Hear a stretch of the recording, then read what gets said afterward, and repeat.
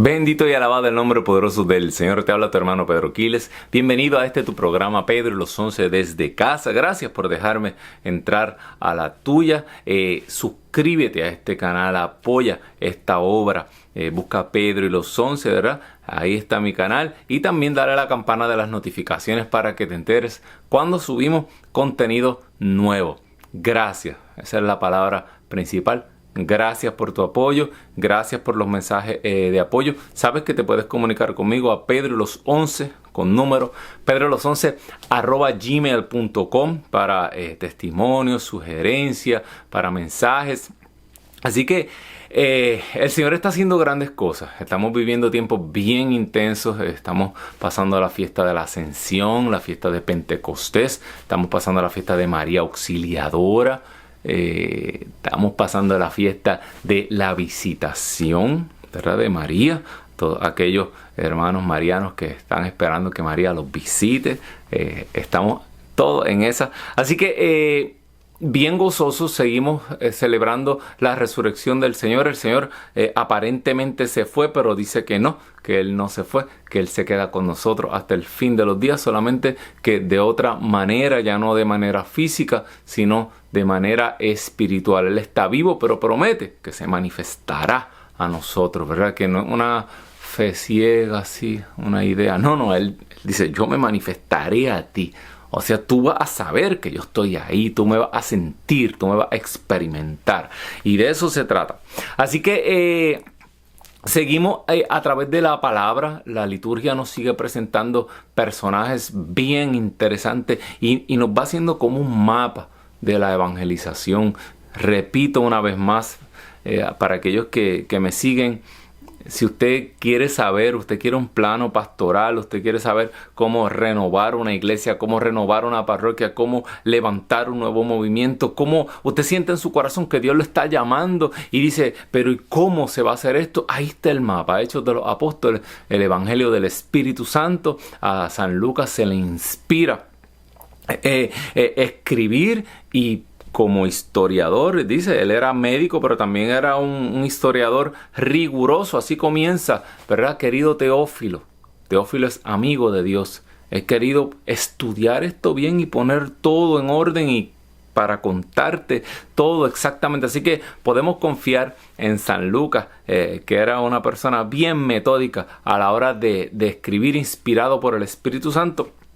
Y aquí está cómo el Espíritu Santo va ahí rompiendo tal vez una comunidad judía que quería entender el cristianismo como algo personal, algo étnico, algo de raza, igual que ellos entendían el judaísmo. Y el Espíritu Santo empieza a romper con muchas cosas del pasado y a inspirar nuevos caminos. Y nos ponen una serie de protagonistas.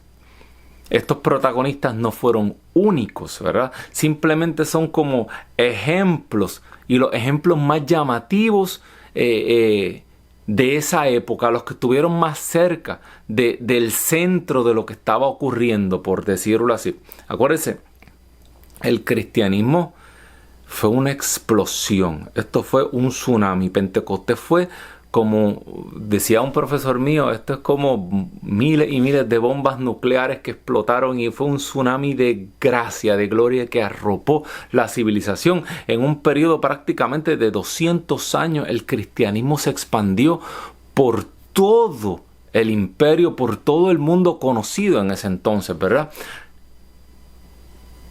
¿Y cuál es tu excusa? ¿Y la mía cuál es? Ay, que la gente ya no quiere creer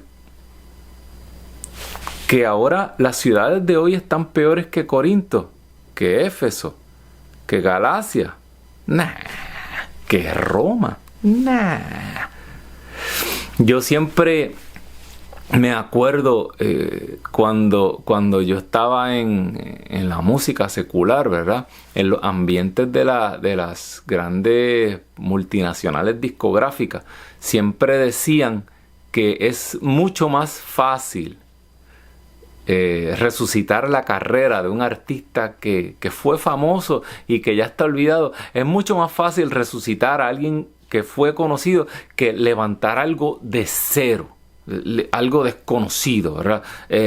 Por eso, por lo menos en el tiempo que yo estuve en el ambiente artístico, habían muchos, lo que le llaman esos comeback, muchos artistas de los 70, de los 80 que le volvían a hacer un disco y le sacaban una canción con video nuevo, la programaban en todas las emisoras y ¡pum! Y ya ese artista tenía una carrera de éxito, que volvía a ir de gira, y siempre era más fácil tomar un proyecto pasado que ya había sido conocido.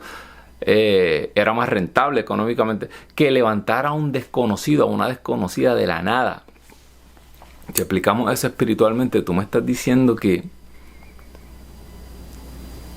ahora mismo, que ya el Espíritu hizo y deshizo en la civilización, que ya Jesucristo es una persona conocida, que ya el cristianismo fue la religión predominante en el mundo, y nosotros todavía nos estamos quejando cuando estos personajes, estos hermanos héroes de la fe, comenzaron en un mundo de dioses paganos, en ciudades cosmopolitas llenas de prostitución, llenas de vicios, llenas de cuanta cosa había, y ellos arrancaron, como dice Pablo en Atenas, predicando el Dios desconocido.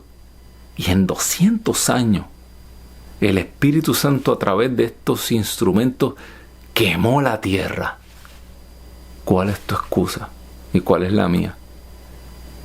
En nuestras ciudades las cosas no están peores de como estaban en ese entonces. En ese entonces todavía los demonios corrían, las posesiones, era igual. La magia, la brujería, todo. Pero, ¿cuál es la diferencia? La vamos a ver ya mismo. Hoy yo les quiero hablar de todos estos personajes que nos viene presentando Hechos de los Apóstoles en el nacimiento, ¿verdad?, de esta iglesia. Nos presenta una pareja en Hechos capítulo 18 que son Aquila y Priscila. Dice Hechos de los Apóstoles que San Pablo los conoce en Corinto. El emperador había mandado a salir a todos los judíos de Roma. Esta era una pareja de esposos, eran romanos. Y pues tuvieron que dejar su casa y salir de Roma, y se encuentran con Pablo en Corinto. Y ahí se genera una amistad, y más que una amistad se genera una pequeña comunidad evangelizadora. Pablo comienza a trabajar con ellos. Ellos se dedicaban a lo mismo, tenían el mismo oficio. En el tiempo, para los rabinos, tenían la costumbre de que cada uno tenía su oficio, ¿verdad? No era que Priscila y Aquila eran rabinos, pero esa era la costumbre de los judíos. Y ellos, como evangelizadores, pues trabajaban, tenían su oficio. Pablo tuvo ese oficio temporero en lo que llegaron sus aliados, ¿no? Para entonces Pablo dedicarse a tiempo completo a la evangelización. Pero ahí se forma como una comunidad de trabajo, de predicación. Y vemos como este matrimonio se hace íntimamente innecesario, indispensable en esta evangelización. Luego, dice la palabra, continúa Hechos de los Apóstoles, se van de Corinto, ¿verdad? Se van para Éfeso, y en la ciudad de Éfeso pues ya San Pablo sigue, y Priscila y Aquila se quedan en Éfeso, y luego ahí reciben, o ellos acogen en su seno a un segundo evangelizador, una segunda estrella. Esto, San Pablo y Apolo eran como dos, San Pedro, San Pablo y Apolo eran tres evangelizadores que eran arrolladores, ¿verdad? Y de hecho en las comunidades se narra como que había en las comunidades cierta rivalidad cuando San Pablo dice, pero ¿quién es de Cefas? ¿Quién es de Apolo? ¿Quién es de Pablo? No, porque había cierta rivalidad por lo bueno que era Apolo. Y Apolo era elocuente, hablaba muy bien. Sin embargo, no estaba adiestrado completamente en el camino de la fe, en la buena nueva. Y dice la palabra que Priscila y Aquila, ese matrimonio, acogió a Apolo, lo llamaron, lo llevaron aparte y le enseñaron. Fíjate, Aquí yo estaba revisando las notas de la Biblia de Jerusalén y habla de cómo probablemente en Antioquía había la fe se estaba expandiendo, pero no tenían bien los conceptos, la doctrina no estaba bien, y tanto discípulos de Juan el Bautista y como Apolo, que habían salido de Alejandría, pero no llevaban un evangelio completo. Aún así, miren cómo la fe en Cristo Jesús se estaba expandiendo. Uno diría, ay no, todo eso se tiene que hacer bien, con la doctrina, todo. Esa gente salió a evangelizar, no tenían ni el mensaje completo, era lo que le inspiraba a Cristo Jesús, era una locura por evangelizar. Y aquí nos presenta a Priscila y Aquila que acogen a Apolo. Ya tú ves cómo este matrimonio cada vez sigue evolucionando, esta iglesia sigue evolucionando y este matrimonio cada vez se convierte como en ese lugar donde estos evangelizadores llegan a llenarse, a descansar, a trabajar, a buscar el sustento económico, a buscar el conocimiento de Dios. Aquí ya se puede establecer un perfil de una iglesia que se viene transformando en una iglesia matrimonial, en una iglesia familiar, la iglesia en las casas. Fíjate, en tiempos como los que estamos viviendo, donde prácticamente estamos acuartelados en nuestras casas, una vez más esta imagen de esta iglesia se está levantando y en la liturgia nos presenta esta pareja en estos días. Imposible sustituir los sacramentos. Son base fundamental, son los signos visibles, ¿verdad? De la gracia invisible que se manifiesta el cuerpo. Cristo mismo a través de los sacramentos se nos da. Pero también podemos hablar de alguna manera cómo esta iglesia en las casas se está perdiendo. No se está perdiendo. Satanás sabe que la manera de atacar a Dios es atacando aquello que más Dios ama, aquello que es la cúspide de su creación, y eso es la familia, el matrimonio. Cuando revisamos el Génesis, cuando vemos a Jesús en el Evangelio de Mateo, que le traen la cuestión del divorcio, Jesús dice, no, pero al principio ustedes no entienden, esto no es así, ustedes son cabeciduros y ustedes ahora le dan actas de Moisés, les dio permiso para dar actas de divorcio, para poder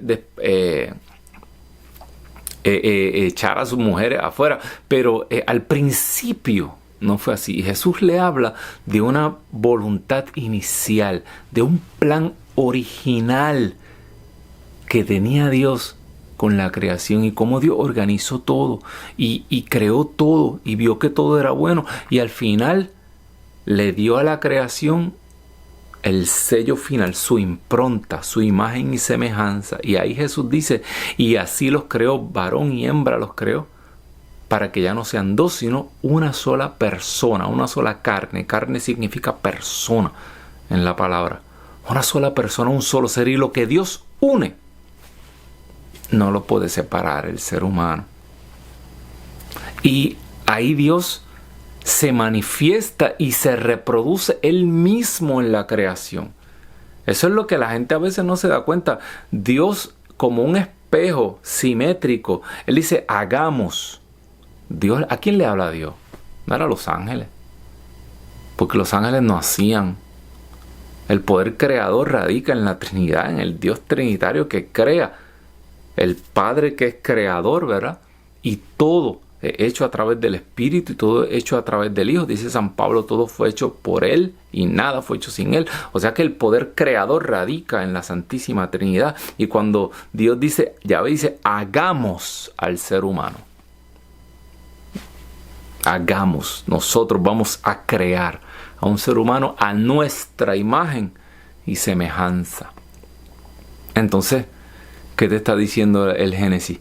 Que un Dios múltiple, un Dios que es tres personas que subsisten en un solo Dios. No me preguntes cómo es eso. San Agustín se rompía la cabeza con... A mí no me pregunta. Lo vamos a descubrir cuando estemos cara a cara.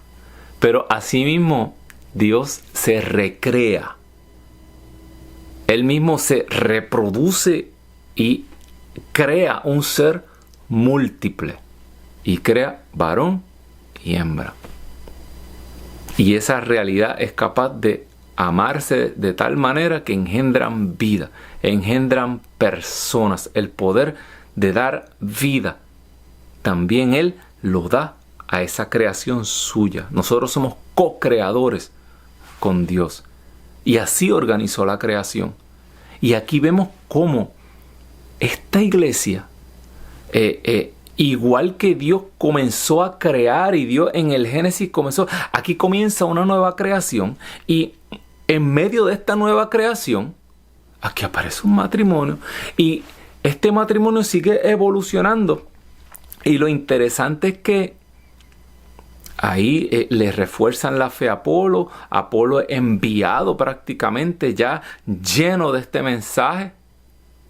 Y luego vemos en la carta de los Romanos, en Primera de Corintios, en la segunda carta de Timoteo, cómo San Pablo siempre manda saludos. En los saludos finales busca, siempre San Pablo manda saludos a la iglesia que se reúne en casa de Aquila y Priscila.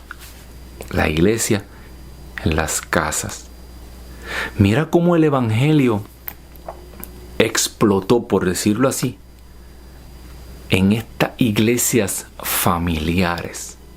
Acuérdate, en la antigüedad la familia era bien unida. Eran prácticamente clanes, ¿verdad? Y ahí tú te das cuenta de una manera en que Pablo operaba. Él llegaba y él veía puertas de la fe y entraba. Y cuando Pablo entraba, el mensaje entraba y se convertía el líder de la familia y toda la familia. De la misma manera, en Filipos entró en casa de Lidia y se convirtió toda la familia de Lidia.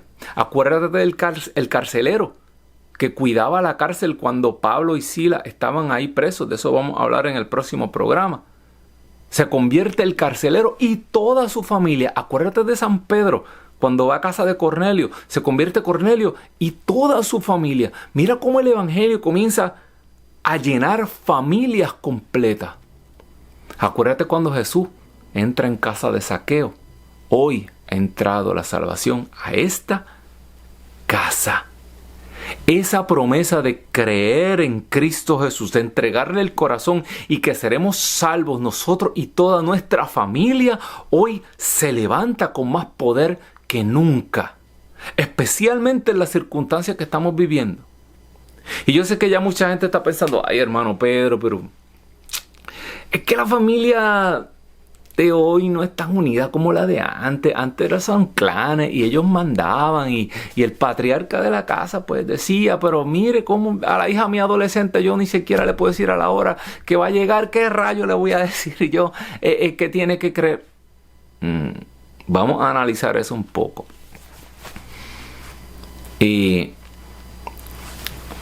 Hace algún tiempo yo estaba leyendo, a mí me gusta leer mucho y buscar, y salieron unos mensajes electrónicos. Yo no sé si usted recuerda el escándalo aquel de los Wikileaks, de todos los emails secretos del gobierno que se filtraron y se hicieron públicos.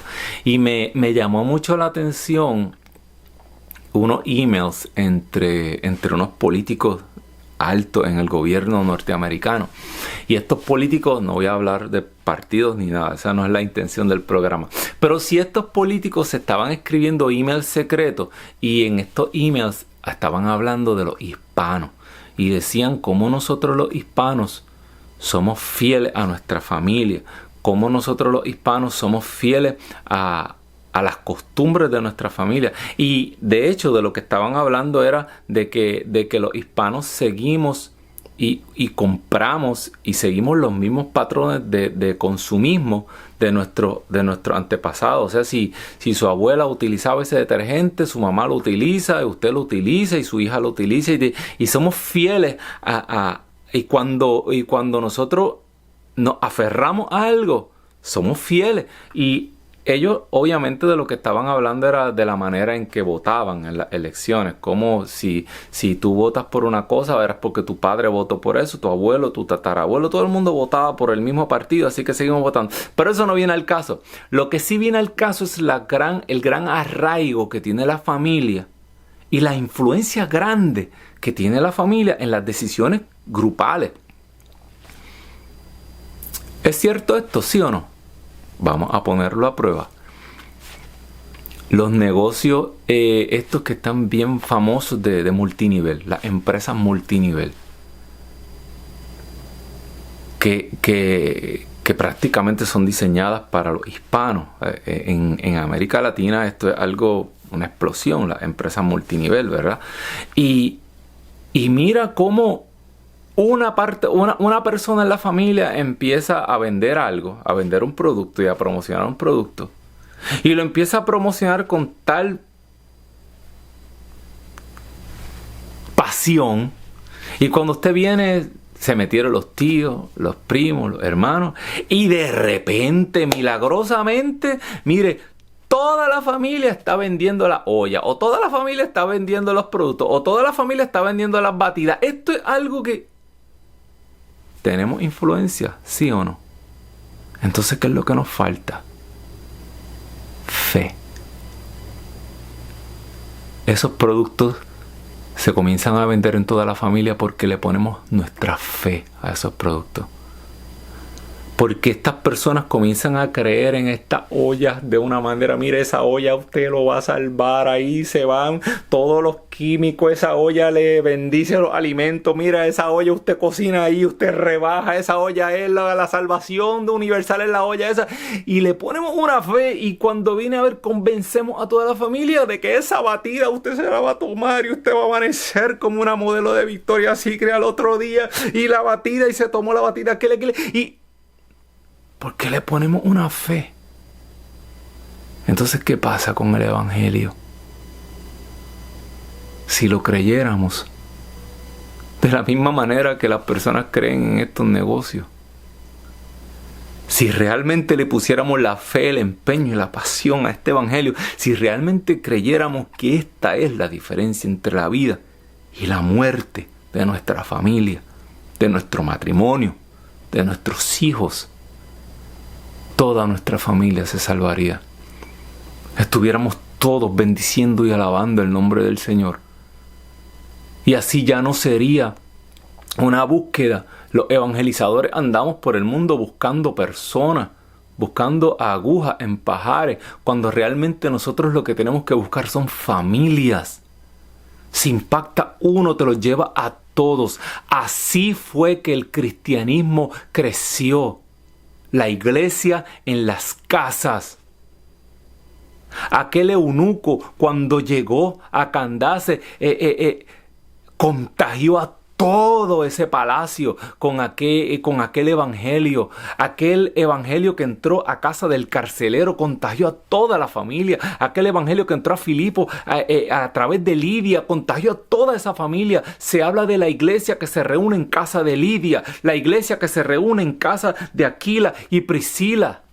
Y así las iglesias comenzaron a crecer en estas casas, en estas familias. ¿Dónde está tu iglesia?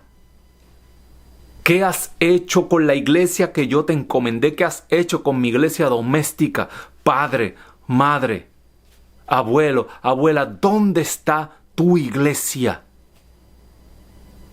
El Señor regresa y dice Santa Faustina que mire, primero viene como un Dios de misericordia y luego viene como un justo juez y nos van a pedir cuenta por cada uno de ellos. ¿Por qué no creímos lo suficiente para cambiar nuestra vida? ¿Por qué no pusimos nuestra fe en esto como ponemos la fe en tantos negocios y cosas mundanas? Así todos creerían. Esta fue la base de esta iglesia que arropó la tierra como pólvora, quemaron el imperio romano completo. Jesucristo tenía toda la razón. La gente piensa que Jesucristo se dejó trasquilar así como una oveja. Jesucristo sabía lo que hacía.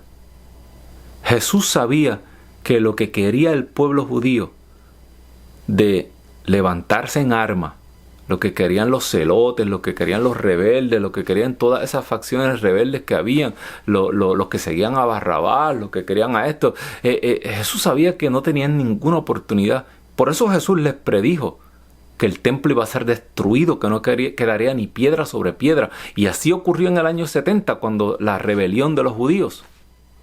Jesús tenía un plan mejor. Jesús sabía que su enseñanza, su buena nueva, que su espíritu se iba a contagiar de familia en familia, de casa en casa.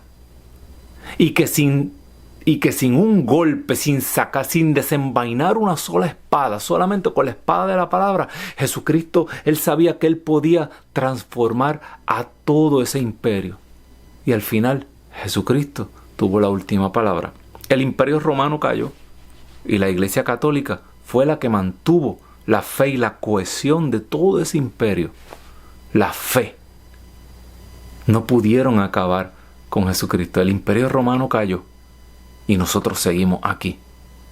Exactamente de eso te está hablando la palabra de hoy. Que tú tienes el poder, el mensaje en tu mano. Y una familia y estás dudando, estás pensando en si lo hago, si no lo hago. Inyecta ese mensaje, inyecta esta buena nueva con fe, pero tienes que creerla. Pídele al Señor de manera especial hoy que te llene de lo que llenó a esos matrimonios. Priscila y Aquila eran evangelizadores, comenzaron arriesgándolo todo. Dice San Pablo que en Éfeso arriesgaron la vida para proteger a San Pablo. Y poco a poco se convirtieron en los líderes de esa iglesia.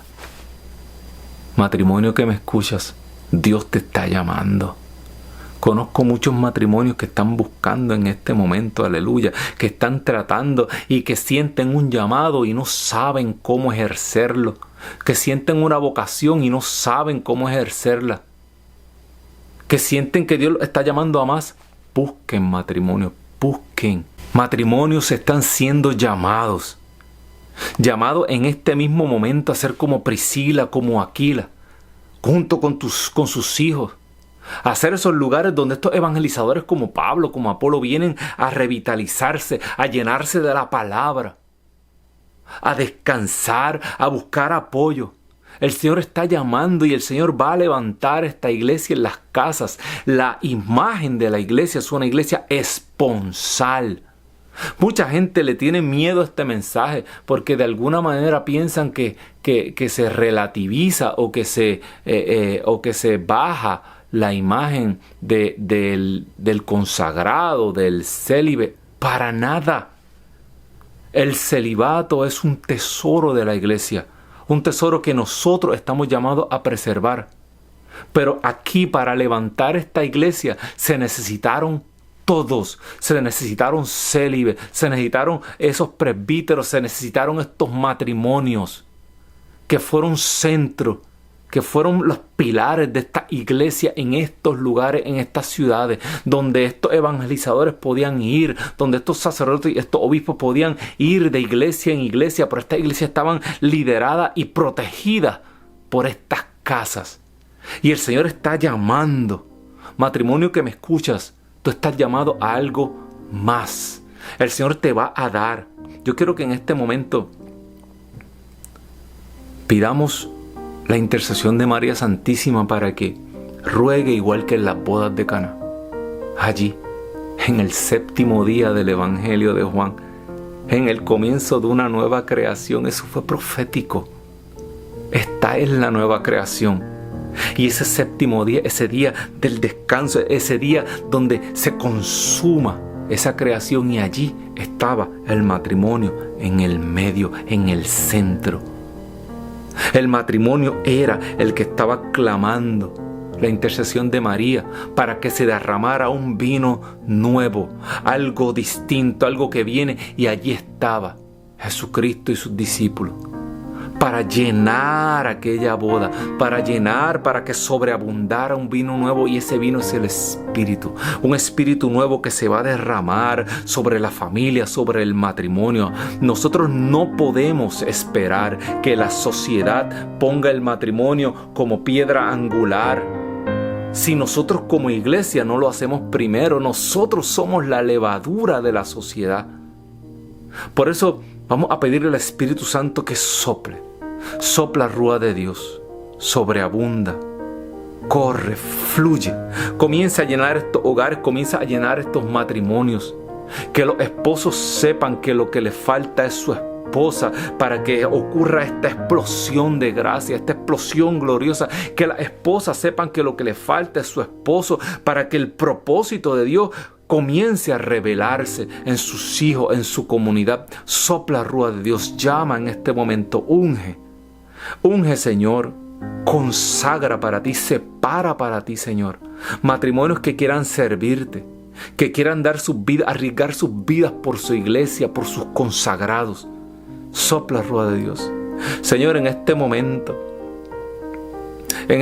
mira, Señor, estos matrimonios que están en problemas. Matrimonios que están siendo aquejados por el divorcio, por el adulterio, por todas esas cosas mundanas. Mira, Señor, que somos lo más atacados. Satanás sabe que si destruye el matrimonio, destruye la célula de la iglesia, porque sacerdotes santos, religiosos, religiosas santas, salen de matrimonios santos.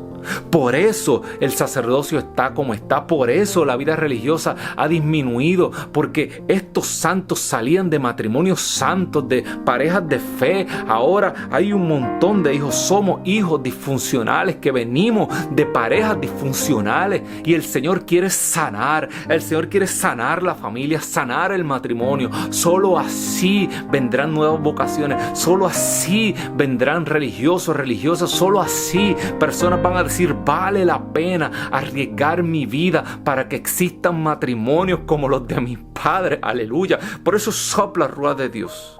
Sana, libera, Señor.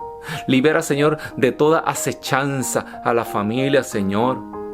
Señor, rodéanos, Espíritu de Dios, con paredes de fuego, murallas de fuego, aleluya, Señor. Rodea a estas familias, cubre, Señor, las ventanas, las puertas de estas casas. Mancha, Señor, con tu sangre los dinteles, para que el ángel exterminador no pueda entrar a nuestros matrimonios, a nuestras familias, a nuestros hijos. Saca fuera, en el nombre poderoso de Jesús, toda acechanza, toda oscuridad se va fuera.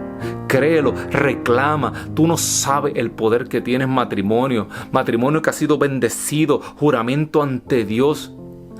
Pareja, si no estás casada, te estás perdiendo, oh santo Dios.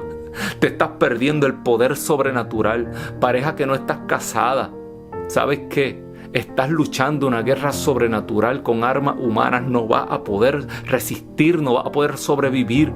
Busca la bendición de Dios. Busca esta unción especial. Busca que este vino nuevo se derrame en tu pareja en este momento. Busca ese sacramento ahora. Las puertas se van a abrir. Oh santo Dios, santo. Señor, te damos gracias. Gracias por todos esos matrimonios que día a día